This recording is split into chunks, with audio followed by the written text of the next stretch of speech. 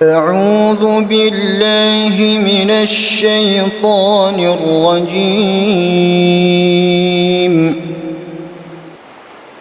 Assalamualaikum warahmatullahi wabarakatuh. Innal hamdalillah nahmaduhu wa nasta'inuhu wa nastaghfiruh wa na'udzu billahi min shururi anfusina wa min sayyiati a'malina. May yahdihillahu fala mudilla lahu wa may yudlil fala hadiya lahu. Asyhadu an la ilaha illallah wahdahu la syarika lah wa asyhadu anna Muhammadan abduhu wa rasuluhu alladzi la nabiyya ba'dah. Amma ba'd.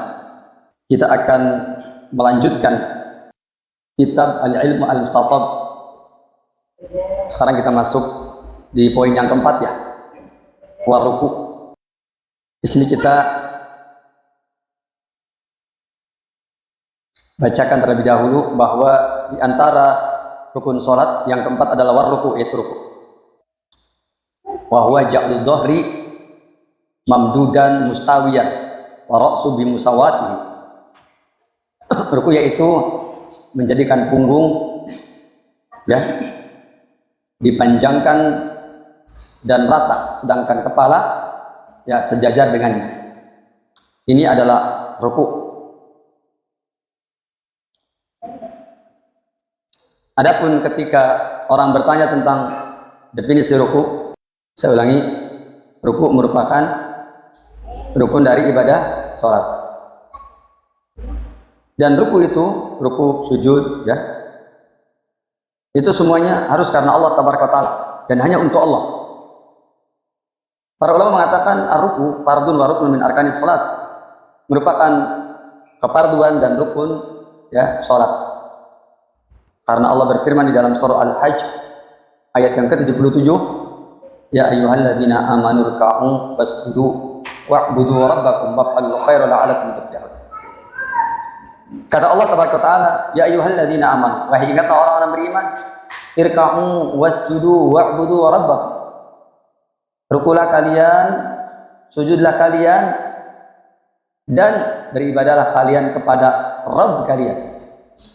Waf'alul khaira, serta kerjakanlah kebaikan, la'allakum tuflihun, mudah-mudahan kalian beruntung.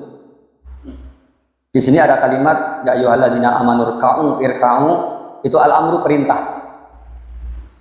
Dan hukum asal perintah wajib.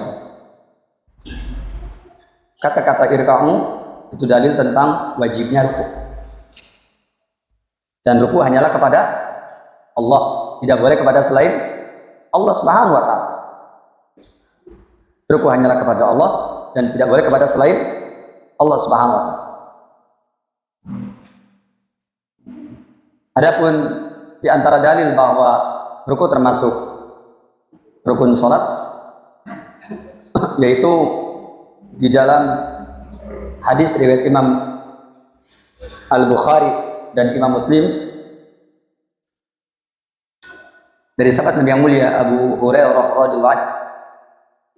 Kata Abu Hurairah, inna rajulan dakhala al-masjid, ada seorang laki-laki masuk masjid. Ya, inna rajulan dakhala al-masjid, sesungguhnya ada seorang laki-laki masuk masjid.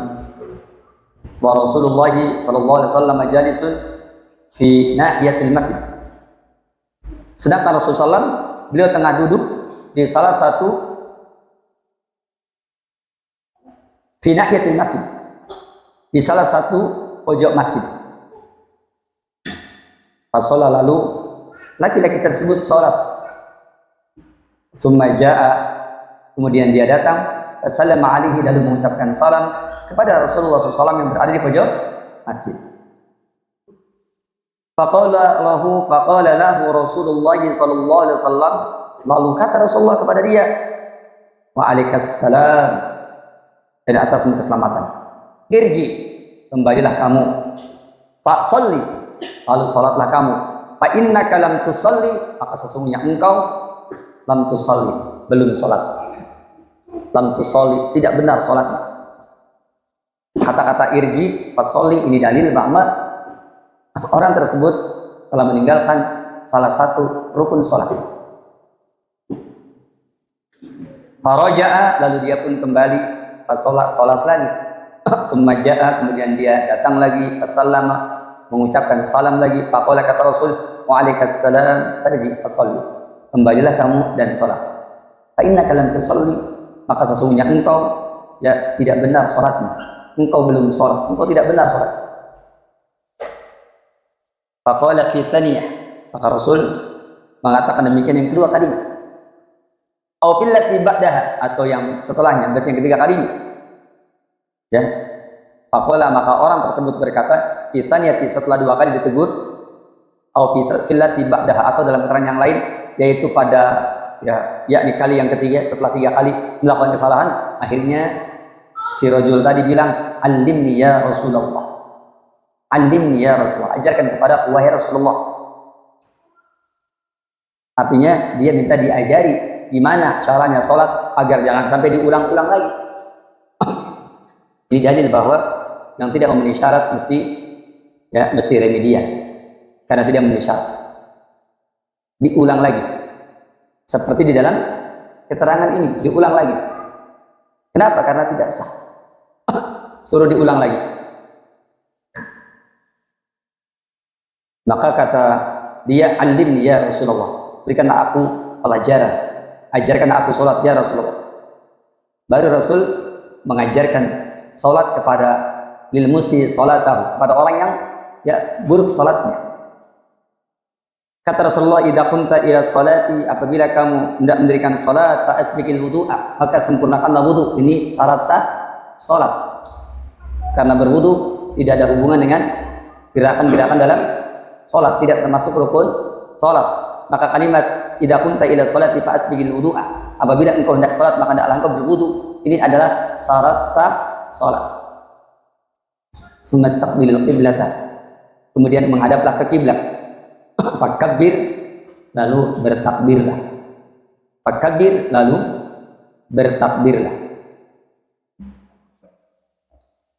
Maka kata-kata fakabbir, sumastaqbilil qiblat, kemudian hendaklah dia menghadap kiblat, kalimat menghadap kiblat, sebagian ulama mengatakan ini syarat sah sholat, yaitu menghadap kiblat.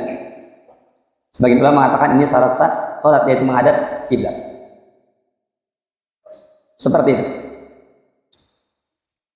Sebagian mengatakan ini kewajiban sholat, menghadap ke kiblat. Nanti ada khilaf di antara para ulama tentang fastaqbil qiblat. Fakabir, lalu bertakbirlah. Maka kata-kata fakabir ini adalah takbiratul ihram. Sumaqra bima tayassara ma'aka minal Qur'an. Kemudian bacalah dengan sesuatu yang mudah. Bersama kamu dari Quran, maksudnya apa yang mudah bersama dengan kamu. Para ulama sebagian yang menafsirkan sumaqra bima tayassara ma'aka minal Qur'an adalah sumaqra al-Fatihah. Yang lain menafsirkan sumaqra salasata ayat, bacalah oleh kamu 3 ayat, begitu, dan seterusnya. Namun yang nampak dan yang rajih insyaallah taala sumaqra bima tayassara ma'aka minal Qur'an, kemudian bacalah Al-Qur'an yang mudah bersamamu, yakni Al-Fatihah. Ini juga rukun salat, membaca Al-Fatihah. Sumarka, kemudian rukuklah hatta tatma'inna raki'an, sampai kau tumanina ruku. Ini juga rukun salat. Sumarfa hatta tastawiya qa'iman, kemudian bangkitlah sampai engkau benar-benar bangkit. Ini i'tidal, juga rukun salat. Sumasjud hatta tatma'inna sajidah, kemudian sujudlah sampai engkau benar-benar tumanina dalam sujud.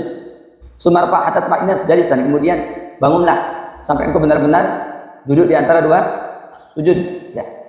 Duduk di antara 2 sujud. Hatta tatma'inna jalisan. Sumasjud hatta tatma'inna sajidan, kemudian sujudlah sampai engkau benar-benar sujud, tentu saja rukun salat. Sumarfa hatta tatma'inna jalisan, kemudian angkatlah sampai engkau benar-benar duduk. Maka ini adalah duduk setelah beres dari rakaat pertama, akan melanjutkan kepada rakaat berikut. Sumab al-dzalika bi salatika kulliha, kemudian kerjakanlah semua itu dalam seluruh salat.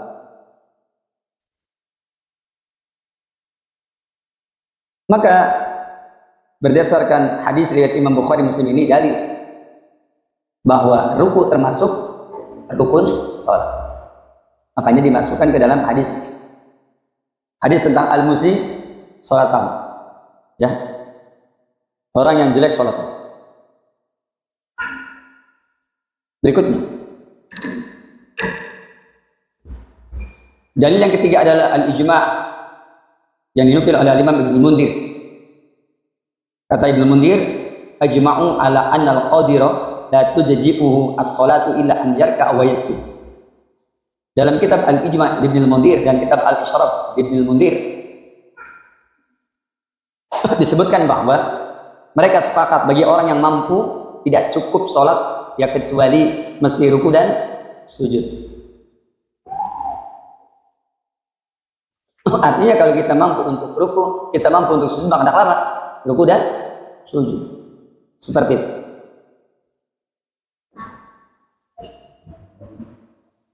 Artinya ruku dan sujud adalah merupakan rukun sholat. Al-Imam Ibnu Hazm dalam kitabnya Maratibul Ijma' beliau mengatakan wattafaqu ala anna ruku'a fiha fardhu. Mereka sepakat bahwa ruku ya padanya ada kefarduan. Wa anna sujuda sajdatani fi kulli fardhin. Dan sesungguhnya sujud adalah 2 kali sujud fi kulli fardhin pada setiap kefarduan. Wa anna sujuda ya sajdatani fi kulli fardhin. Bahwa sujud itu adalah 2 kali sujud pada setiap kefarduan.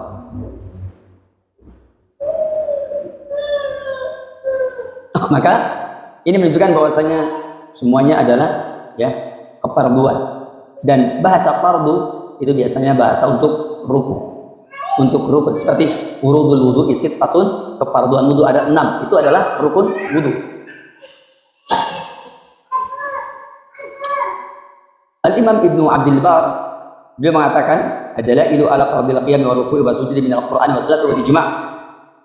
Kata Imam Ibnu Abdul Bar dalam kitabnya yaitu kitab At-Tamhid, beliau mengatakan dalil-dalil tentang wajibnya, fardunya, bahasanya fardu. Tadi sudah saya katakan kata-kata fardu itu suka digunakan untuk rukun. Adapun dalil-dalil atas kefarduan qiyam, artinya qiyam sebagai rukun salat bagi yang mampu. Wa ruku, ya. Sujud. Dalil-dalilnya adalah minal Qur'ani wa sunnati wal ijma'. Dalil fardunya, dalil rukunnya, dalil kewajibannya itu berdasarkan Al-Qur'an, kemudian as-sunnah dan al-ijma'. Seperti itu.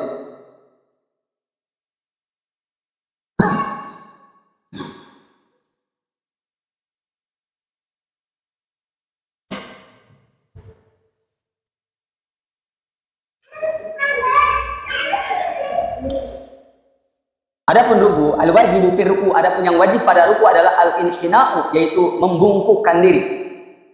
Bihais yumkinuhu masru bataihi, di mana dia mampu untuk ya menyentuh kedua lututnya.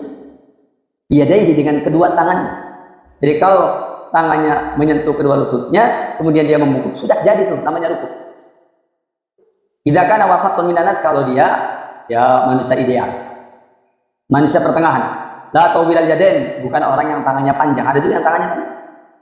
Tangannya panjang maksudnya betul-betul panjang tangannya, ya, bukan panjang tangan mencuri. Wala qasirahuma, dan tidak pendek kedua tangannya. Wa hadza madzhabul jumhur, ini adalah madzhab jumhur ulama, Malikiyah, Syafi'iyah, Hanabilah, dan ini adalah pilihan pendapat Daud Ad-Dhahiri.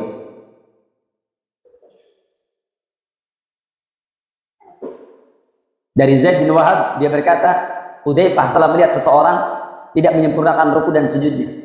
Maka beliau mengatakan, ma sholaita, ya, kamu tidak sholat, kamu belum sholat, kamu tidak sah sholatnya. Walau mita ala ghairil fitrah, kalau kamu mati, maka mati kamu tidak di atas fitrah, lantaran rukunya nggak benar, sujudnya nggak benar. Ala ghairil fitrah, allati fatarallahu Muhammadan sallallahu alaihi wasallam. Ini diterangkan dalam riwayat Imam Al-Bukhari. Itulah kadar ruku. Abu Mas'ud Al-Badri di dalam hadis riwayat Imam Abu Dawud, At-Tirmidzi, An-Nasa'i, Ibnu Majah, Imam At-Tirmidzi mengatakan hasan sahih, Imam Ad-Darqutni mensahihkannya, Imam Al-Albani mensahihkan dalam kitab Sahih At-Tirmidzi. Al-Imam Asy-Syaukani mensahihkan dalam kitab Al-Awtar. Kata Abu Mas'ud Al-Badri, qala Nabi sallallahu alaihi wasallam, kata Nabi, la tujzi'u salatul rajul, salat seseorang tidak mencukupi, hatta yuqimu dhahrahu, sampai dia menegakkan punggungnya, ya, yuqimu dhahrahu, yakni meluruskan punggungnya, ruku pada saat ruku, ya, meluruskan punggungnya, ruku pada saat ruku, pas sujud, dan pada saat sujud.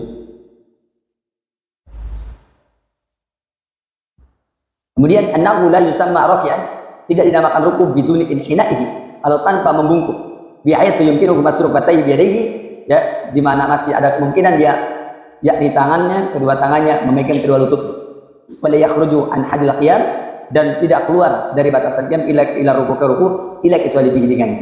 Demikian dijelaskan di dalam kitab Kasyaful Qina, tulisan Imam Al-Buhuti.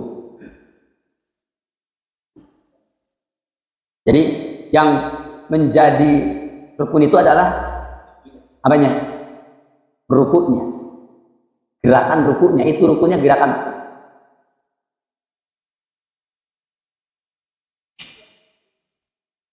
Adapun bagaimana sifat ruku, maka ini tidak termasuk ke dalam rukun, tapi ini termasuk ke dalam sunnah. Jadi ketika tangan kita mengenai lutut kita, kemudian kita ruku, sudah, itu terpenuhi rukun ruku.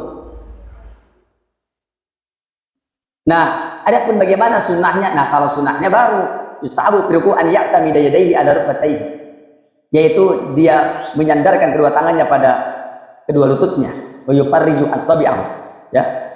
Kemudian wa yufarrija, ya, asabi'ahu, dan dia merenggangkan jari jemarinya. Wa an yujafiya yadayhi, dan dia menjauhkan kedua tangannya an janbaihi, dari kedua lambungnya. Wa yabsutu dhahrahu, dan dia, ya, menghamparkan punggungnya. Wa alla yarfa rasahu, dia tidak boleh mengangkat kepalanya, bala yunkisahu, dan tidak boleh menurunkannya. Artinya tidak boleh mendongak dan tidak boleh mengeluk, tidak boleh, ya, diangkat kepalanya dan tidak boleh dijatuhkan kepalanya, tapi harus lurus. Begitu berdasarkan kesepakatan 4 imam madhab.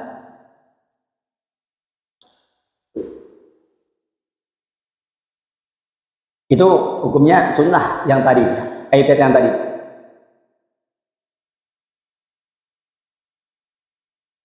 Adapun bagaimana hukum membaca tasbih pada ruku dan sujud? Pada ruku subhana rabbiyal azim berapa kali? 3 kali. Subhana rabbiyal a'la pada waktu sujud. Pertanyaannya, hukum membaca itu bagaimana? Disebutkan ikhtalafa ulama fi tasbih fi ruku' wa sujud. Al-qaulain. Ini ada 2 pendapat. Pendapat yang pertama adalah anna tasbih fi ruku' wa sujud wajib. Bahwa tasbih pada waktu ruku' dan sujud hukumnya wajib. Wa hadha madhabul Hanabilah wa Dhahiriyah wa ta'ifatun min ahli hadis wa qaulu Daud.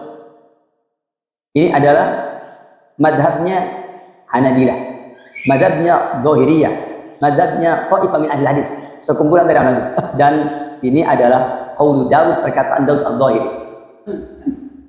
Dan ternyata pendapat yang mengatakan wajib ini juga waqtarahu Ibnu Taimiyah, dipilih oleh Imam Ibnu Taimiyah, wastadharahu As-San'ani. Imam As-San'ani juga, ya, menyatakan hukum wajib. Wa huwa ikhtiyar Ibnu Baz, juga Syekh bin Baz memilih pendapat bacaan tersebut wajib. Wa Ibnu Utsaimin, dan juga Syekh Ibnu Utsaimin. Wa Ibnu Utsaimin, dan juga Syekh Ibnu Utsaimin. Dan perlu diketahui bahwa termasuk yang mengatakan wajib adalah Syekhul Islam Muhammad bin Abdul Wahhab rahimahullah.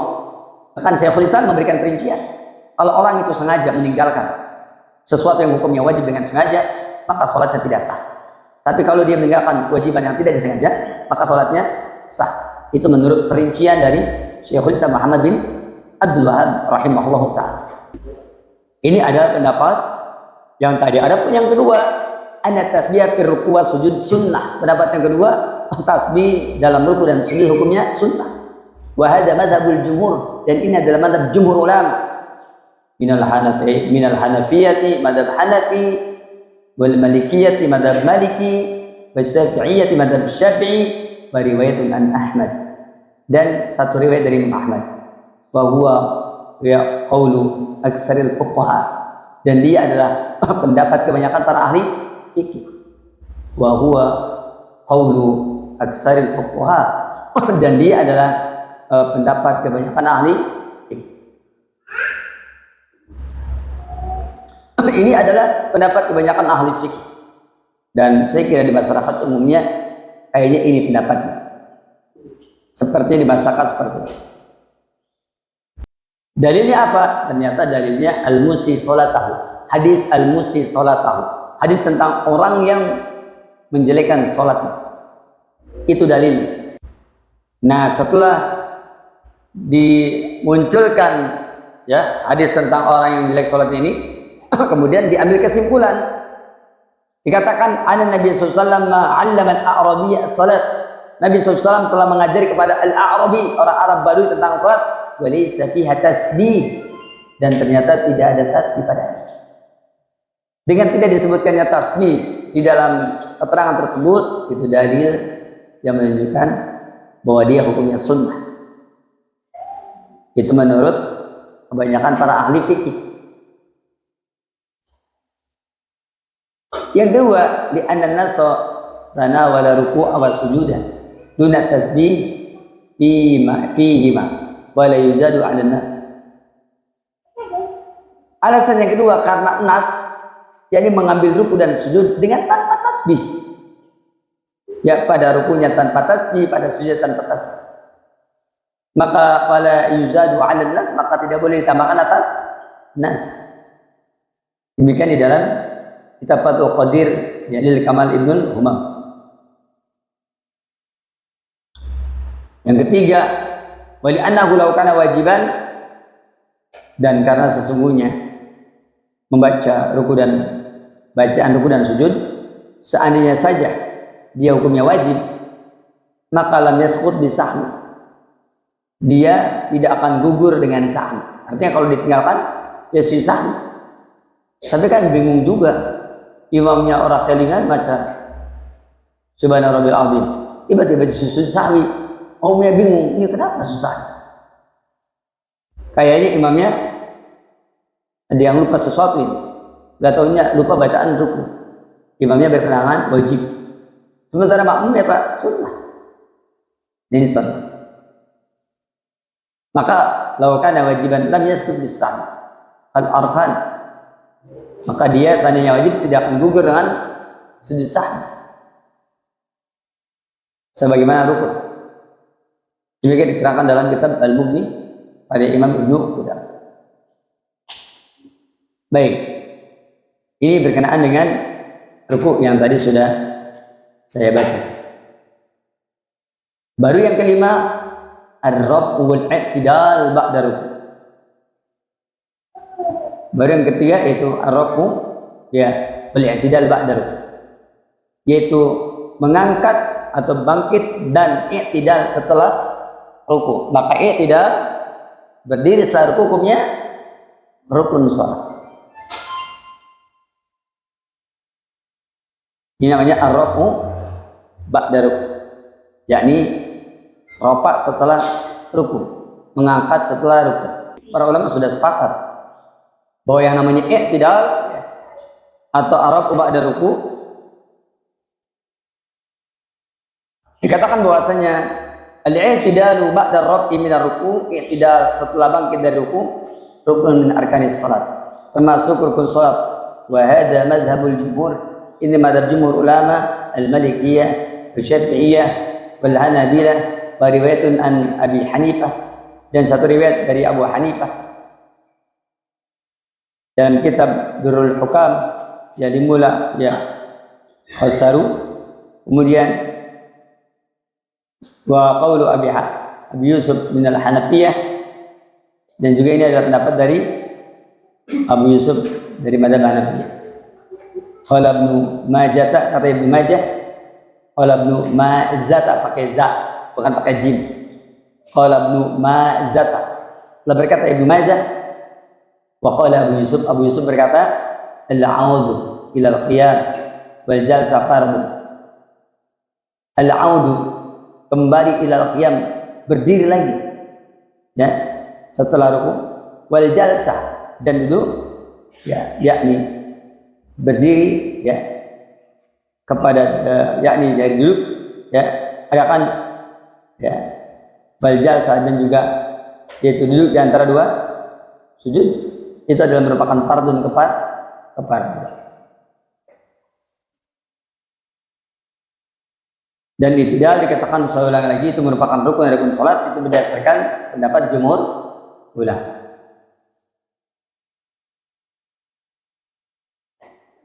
Ada pun keterangannya mirip insya Allah dengan keterangan yang tadi. Baik jemaah sekalian, 2 poin sudah saya terangkan, ya, yaitu ruku dan sujud. Adapun yang lainnya saya kira sama di poin ruku dan araku balik tidak ba'da ruku, ya. Mudah-mudahan bisa dipahami insyaallah. Saya kira cukup insyaallah taala.